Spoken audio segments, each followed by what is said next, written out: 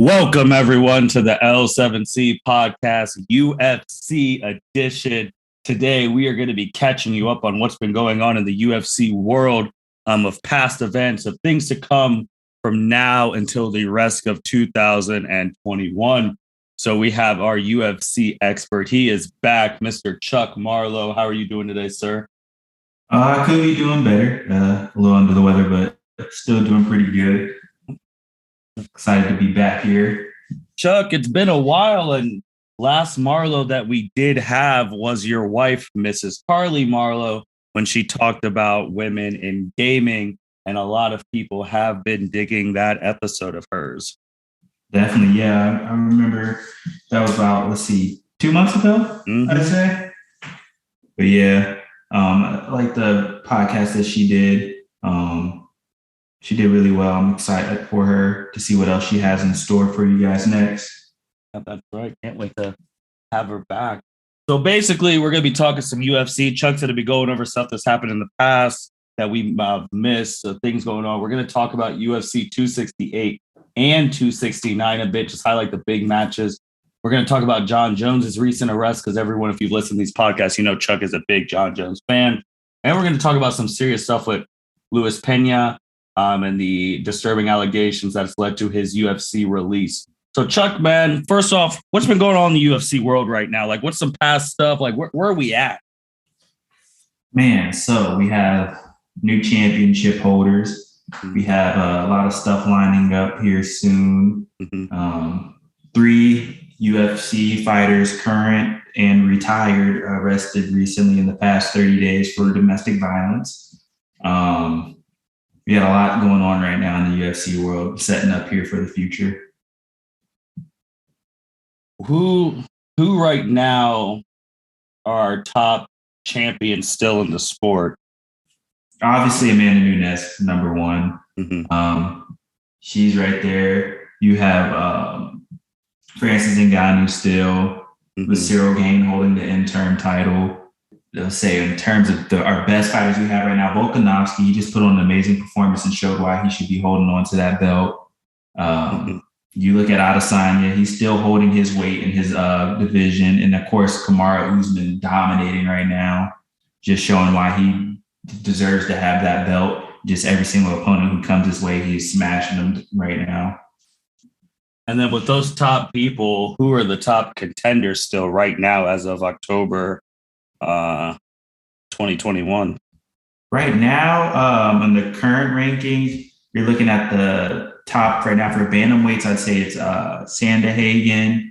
You got to look at Peter Yan, Dillashaw. That division in bantamweight is one of my most exciting ones right now currently, because if you look at the top 10 in the rankings right now, matter of fact, top 20. If you look at the top 20 in the rankings for that belt, that whole bantamweight division is loaded right now. Like, any of those fighters could compete for the title any given night right now.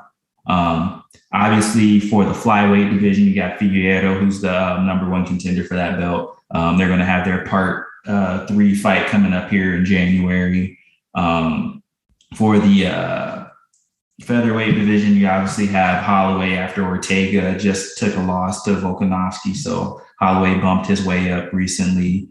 Dustin Poirier, who you know is about to fight for the belt here soon, and is the number one contender for Oliveira. Covington and Usman. Whitaker and Adesanya, hopefully to be announced soon. And then Glover Teixeira, obviously, for Jan Blachowicz. Okay. All right. And then we got some big pay-per-views coming up. We got 268, which is November 6, 2021, and 269, which is December 11th, 2021. Is 269 the last big one of the year? It's the last big one of the year that I can recall, because I think the one for 270 is in January 22nd. So that's the last one for the year, is 269. Okay. So obviously they're going to want to put on a show. Right. Let's go a little bit into 268. So I see we got Usman versus Covington. Why is Covington getting another title match? Is it for the title? Yes, it is for the title. Okay. the reason Covington's getting another title match, because honestly, he's the only fighter that anyone's really seen put a true question mark on Usman in their title fight. Everyone else that Usman has came up against, he's smashed them. I know Covington hasn't fought in a long time, and I hate when the UFC does this. They just see a fighter come back and they just automatically throw him in for the belt. I honestly hate when they do that, but I think he's kind of deserving because honestly, he's the only person who I've seen put a little bit of a question mark in a fight for Kamaru Usman. How do you see that fight going when it happens?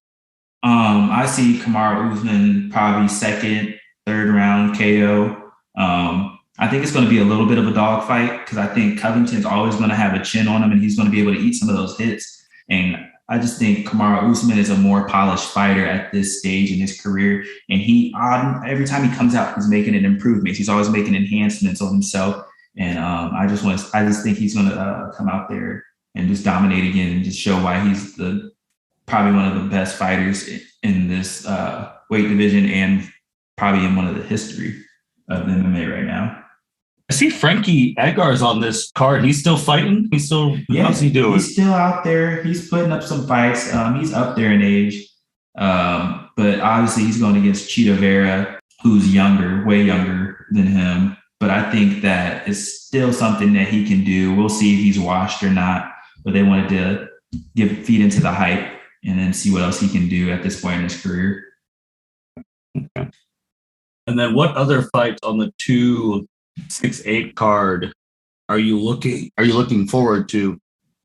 Obviously, Rose Namajunas and Zhang Weili.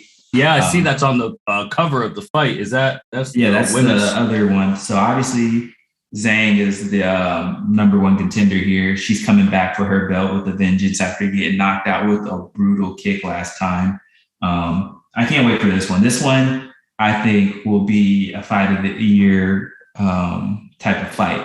Like 5 round, goes to decision, and the best fighter's going to be raising their hand at the end of it. And that one, I'm going to take Rose, unfortunately. I think Zhang Weili has power, and she can catch her, and she can maybe get her in a knockout. But I just think Rose is very polished at this point in her career. She's very confident in herself. She's been doing a lot of self-motivation, and I think that she's on the right track to defend her belt for maybe a few more fights. Then there's another fight who's on the cover of the 268 card. I'm trying to see who. Chandler? Gaethje and Chandler? Yeah. So this one, I'd say, is the fight of the hype, but also this is a fight that everyone's been wanting to see since Chandler's came in.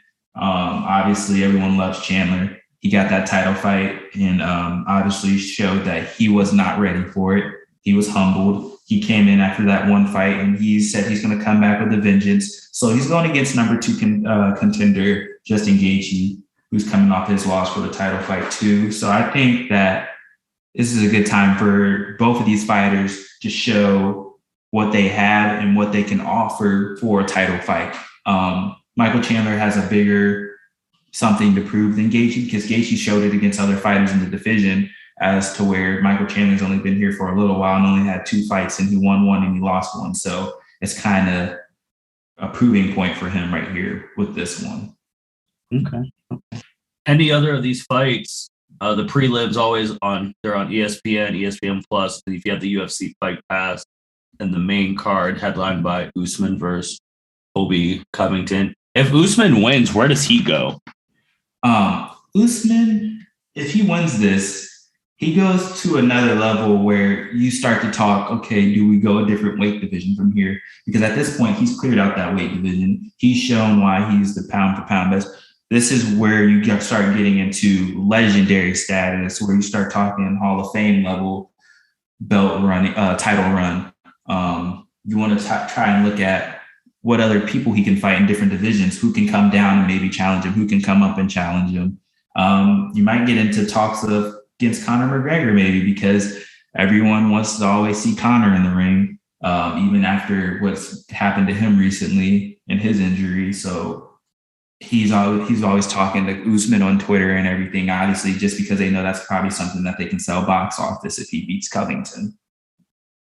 And you brought up his name, Conor McGregor. I mean, like, but besides him being a draw, who really wants to fight him? Like, I'm at the point, Chuck, where I don't know if I want to see Conor McGregor fight anymore because it's looking like he's not really putting in that work anymore. He's not hungry.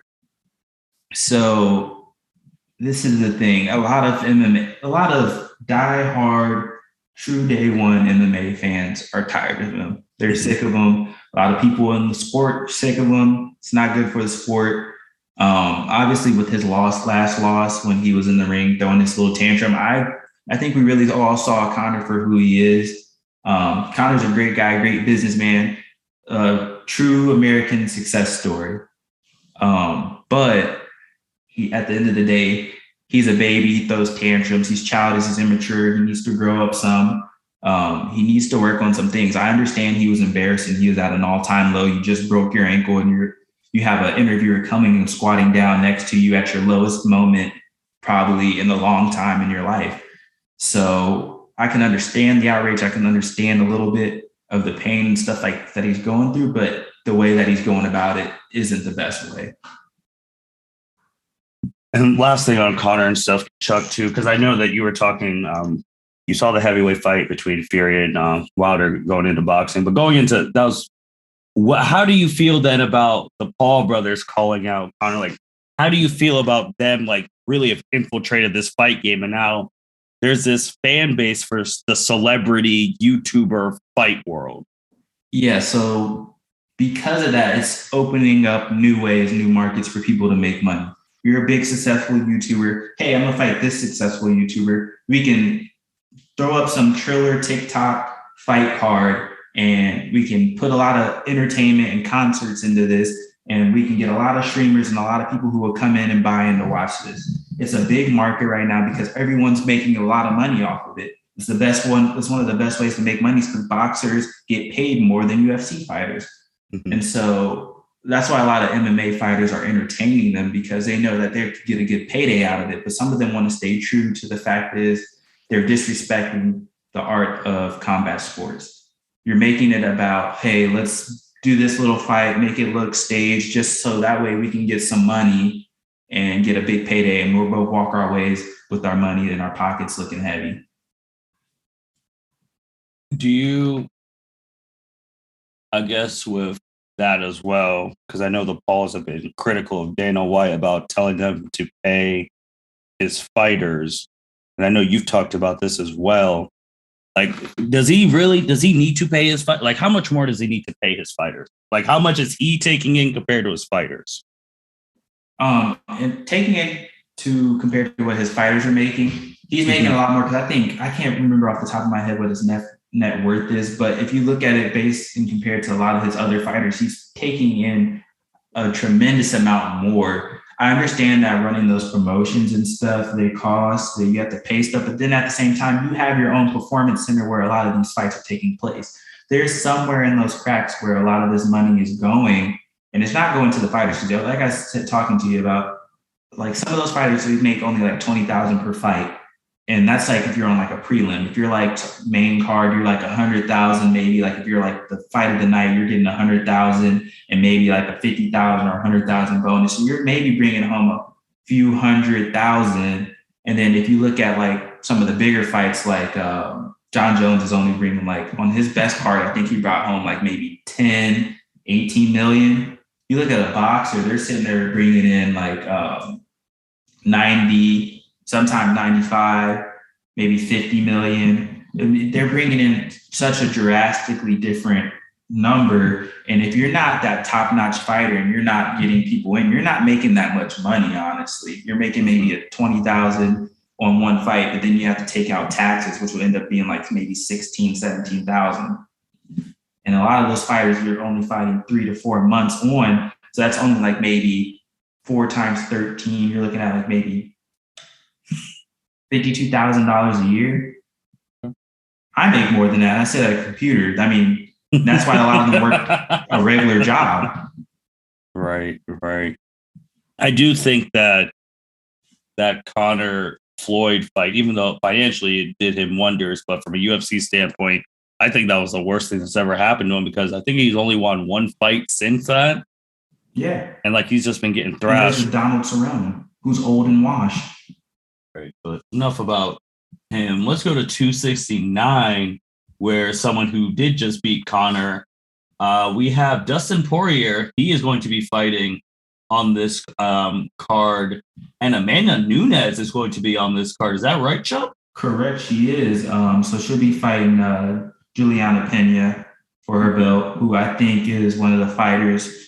She gave her a little bit of a run, but I don't think it was anything to really truly worry about. So I see this being a dominantly fashionable win for her again. When was Amanda's last fight? Because I feel like it's been a minute. I think her last fight was a year ago, and I can't even remember off the top of my head of who it was. Because I remember it was like a 50-45 fight, like dominated every single round, and it was just the level of her performance was just too good. It was just like, why is she even fighting her? Why does she even get the chance to fight her? Mm-hmm. Okay, and then I'm assuming she's the main event. Like, are they going to make Dustin the main event? Like, I'm seeing some name like Dustin after he just beat Conor. Again, he's going for that lightweight championship against Charles. Like, who's the main event? Who's going to be the last fight of this card? The main event's probably going to be, I don't know, because this is the thing. It's the end of the year.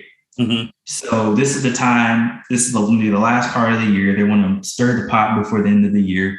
So I see them adding an Adesanya probably and Robert Whittaker. They're going to try and probably get them in talks to make that fight happen on that day. I can see that happening. But I think Charles Oliveira and Dustin Poirier will probably be up there for the final one. And then they're probably trying to talk to get Cyril Gane and Francis Ngannou to probably fight. So they might try to have 5 title fights, honestly, on this last one. And any one of those 5 can honestly be the main event. I don't think the Amanda Nunes one should be, honest, because we think that she's probably just going to dominate her and it's going to be another fight where we're like, oh, Amanda Nunes is dominant. What's new? Mm-hmm. Like, because I'm seeing Jorge Masvidal on here versus Leon Edwards. I'm seeing Cody, Ray Allen Garbrandt from Cleveland, Ohio on here. Like, I'm seeing, like, there's a lot of fights that have been announced. Dominic Cruz. Like, Chuck, how many of these fights, and you just named some fights that aren't even on here, then how long could this pay-per-view be? And, like, is this something that you don't do on UFC and you potentially do on, like, an ABC? Like, what do you do with this one if it's going to be this big? They'll probably still do it on ESPN Plus as a pay-per-view and try and sell it because this would probably be a high point. I could see them even moving the fights that you just listed off. I could see them putting those on prelims and trying to make a loaded, stacked all 5 fight title fight for like the main event card. I wouldn't put it on ABC because I think it'll get paid pretty good out of it, but I think that if you can get everyone in on the ESPN and you're buying, you could probably pocket a lot more and pay out those fighters like you would want to do because you're going to have a lot of high level fights and you're going to have to pay a lot of fighters if you do end up doing a card like that. So, I mean, and where is this? Is this going to be Vegas? Probably Vegas. It's the only place that's really like popping right now for them. Do they still have Fight Island? Last time I checked, I don't think they have it right now. I think they've been running out of the Apex in Vegas right now. This is going to be a huge card. I saw an interview with Dustin that he was on a couple days ago, and like, I'll be excited. I feel like, though, I know that's going to be the biggest challenger going for a title.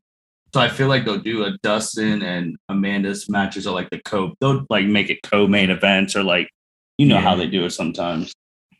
But someone who is not on this card is your guy, one of arguably the greatest of all time, Jon Jones, in the news for alleged domestic violence charges. He came out with a couple of tweets saying that he never hit his fiance. I didn't even know he was engaged. I didn't even know he had kids. And their daughters were never woken up. They didn't see us arguing. and he's made some tweets saying actions speak louder than words. I'm not hiring a PR person or a publicist. I'm not doing anything like that. Chuck, you're a big Jon Jones fan. He'd never just stay out of the news. What are we doing with him now? This is where I depart my Jon Jones train. This is where I hop off the bandwagon. It doesn't sit right with me. It doesn't sit well with me. Anytime you get into a domestic violence situation, being a father, being a husband, having a kid, having a wife, having a daughter myself, and after hearing he put his kids through kind of in that situation, I'm not a fan anymore. I always root for him, to get better in life and like move on into better things, and hopefully he'll succeed in everything he wants to do. But it dropped him from my favorite fighter. My fandom it's diminished because it's a situation. From what I'm hearing, what I've said, and what I've read, I obviously looked into it immediately when it came out. Basically, he came home from that Hall of Fame induction for the fight against Alexander that they had, which was an amazing fight. Apparently, he was agitated when he came home. She tried to leave the room. Apparently, this is the hotel room at Caesar's Palace. His daughters were in an opposite room. I mean, they were there in the room. They were present. Like when this all happened. And I guess she was trying to leave the room. He pulled her by her hair, and then some security guard or officer came up, and I guess she was talking to her. The security officer said, "Hey, I don't feel comfortable, I don't feel safe going back up there." Took the kids, and they went to the security place, and the daughter asked, "Is it okay if we call the cops? Can I call the cops?" That's where it's kind of like you put your daughters through the situation. Apparently she had a blood on her lip. The wife did. So who knows what all really happened. The officer asked her if she got physical with him. She said, not really. He didn't get super physical or anything, which shows me she was in a state of fear, and she's in a state of protection for him because she understands that he provides for her and those kids. And then for him to put his hands on her and frighten her, that's where I lose my respect for Jon, because you're a 255-pound man, because at the event he announced his weight. He's 6'6", 255, big guy. You never should put your hands on a woman, number one. And then you have your MMA background. There's no situation with your wife where you should ever have to put your hands on her. So I jumped off that Jon Jones train. I think that his wife's going to protect him only for security reasons, knowing that she still loves him probably, and she's in a situation she shouldn't be in. I just hope he gets better in life. I think he needs to have some form of counseling, needs to do some talking, some therapy or something, but there's something that he needs to work on in himself, because this trouble keeps rising every single time. So you said something very interesting on there, Chuck, about you being now a husband and a father to a daughter now. And he has had his history of stuff way before you got married or had a child. So was you now being a dad and a husband the turning point and having this situation? If this was another cocaine thing, would you still be on the bandwagon? Or is it, since this was DV and you're hold on, I have a wife and I have a child now, I can't be supporting this? Yeah, definitely. I draw my line at certain points from a moral standpoint. I mean, I can understand if you have a drug problem. Addiction is a problem that a lot of people go through. So there's a way around that. But there's a way I can see past it, because there's probably something mentally wrong that you need to work on. But when it comes to domestic violence, that's the point where I draw across, because that's something I would never condone. And I just think that's just where you have to really draw the line. Okay. So then also with another, which I know we're talking some serious stuff on here, but this is what we do. We don't shy away from anything. Another thing with Luis Peña, Chuck, what happened with this? Is another domestic violence arrest, and this one was bad enough that they parted ways with him. Like they didn't part ways with Jon Jones because it's probably ongoing pending, but they parted ways with Peña, man. So what happened here? So the reason why Jones wasn't released as to where Peña was released, his was more serious, more physical, much more dangerous event where the girl doesn't feel safe and she wants to press those charges. As to where Jones' situation, his wife isn't going to press charges, most likely won't. It's going to be something that just goes below and it'll slide through the case.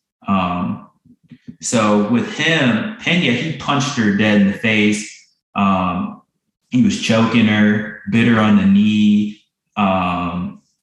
There was a bunch of different situations. A friend tried to jump in and stop him. He then hit her in the face. And then like the girlfriend originally, she didn't want to snitch but since he was being since he was being so violent, like she had to because she wanted to protect him. It was another case where you get these fighters, these people who are on an elevated status where they might end up making a lot of money and providing that security. She was like, oh, wait, I want to protect him. But then he was just being that physically violent towards them. And this is a UFC fighter. So he's skilled in striking. He's skilled in this stuff. Your hands are legalized weapons. So that's why he got released, because it was just that brutal of an event. And then with that, his career is over, right? No other. Yeah, his career will be over. He may be able to get on to another type of promotion or something, but I don't see it being back with the UFC ever. I mean, I know the UFC takes in domestic violence cases. I mean, look at Greg Hardy. Look at a lot of other fighters there. I mean, if you look at MMA, there's a lot of cases of domestic violence and stuff like that. But I just see his being very bad to where everyone's like, no, we're just going to let it go, because he also wasn't performing well. So I think that's where Dana sees. If he was a top-notch fighter, maybe Dana would try to save him, but he's not. So that's why Dana's like, we'll just cut our ways. So it's looking like, and I guess, I don't want to, if Luis Peña was a bigger star, would he have a bigger leash on this? Yes. Okay. Dana always gives his stars leashes. I understand it's a bad situation. He probably would have invoked some type of penalty or to him or something. But I feel like if he was like on a Conor McGregor level, he would probably get slapped on the wrist, and then Dana would still work with him. Okay. Chuck, man, anything else going on with UFC? You went over 2 big pay-per-views that are going to close out the year. Then we're going to be back talking about those pay-per-views. Anything else big with the UFC? I know she's not in the UFC anymore, but now Ronda Rousey is a mom, so congratulations to her. Ronda. But anything else, Chuck, that's happening that the fans need to know? Well, one of the other ones I wanted to get out there was the Chuck Liddell situation, because I wanted to make sure anyone who didn't really read up on the situation kind of knew about the situation. His situation with domestic violence was more, his wife has more of a mental breakdown and she needs to seek therapy. And he was getting beat by her and he just stood his ground and he didn't do anything. He didn't put his hands on her. He just basically took it, and he turned himself in so that she wouldn't get arrested. It's a family matter that they're working on. I just want everyone to know that, because if they think that maybe he did something, he hit her, that wasn't the case. But other things going on in the UFC, look for a lot of cards and fights to be announced, hopefully here soon. All the titles are moving around. Everyone's starting to solidify their place if they already had the belt for a while. I'm hoping to hear Whitaker versus Adesanya announced very soon, because I know the talks are heating up for that. And then obviously Gain versus Francis Ngannou. And then we're going to see a lot of fighters starting to make some things happen for themselves. Some fighters are going to put on some big fights here, and they're going to show why they should be #1 contenders coming up here soon. I'm excited low-key for the Sugar Sean show, see what Sean O'Malley can do in his next fight, because I think I want to see what he does and if he elevates himself to another level, or if he's going to stay in his younger waves.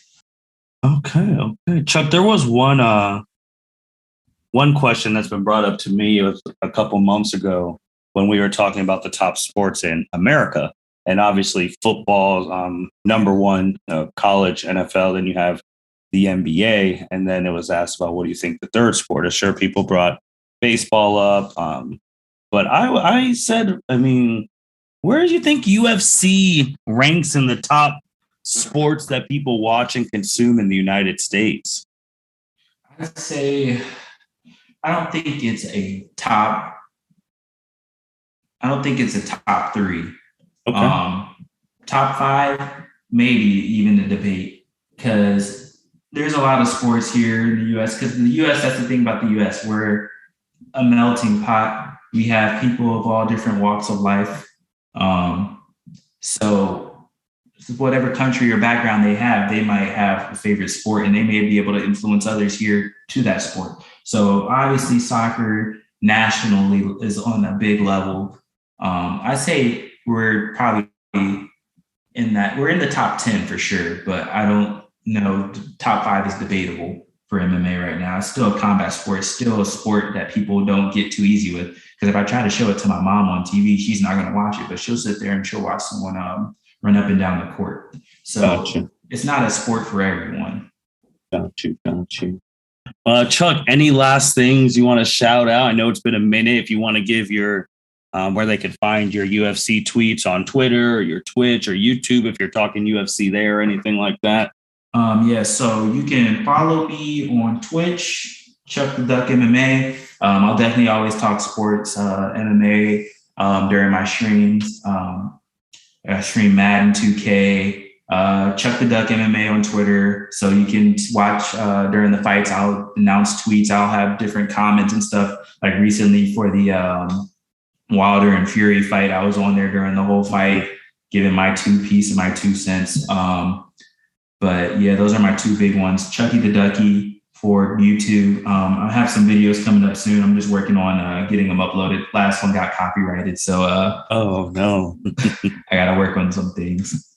Okay. With that being said, thank you, Chuck, for being on the L7C podcast as always and being our UFC, even our fighting guy, talking about what's going on in fights. We hit a lot of things. We had 2 UFC pay-per-views that are ending the year. We talked about the place of celebrity boxing. We talked about where UFC ranks in the top sports in America. We hit some serious topics about the past domestic violence charges that have happened with some top UFC stars currently and retired.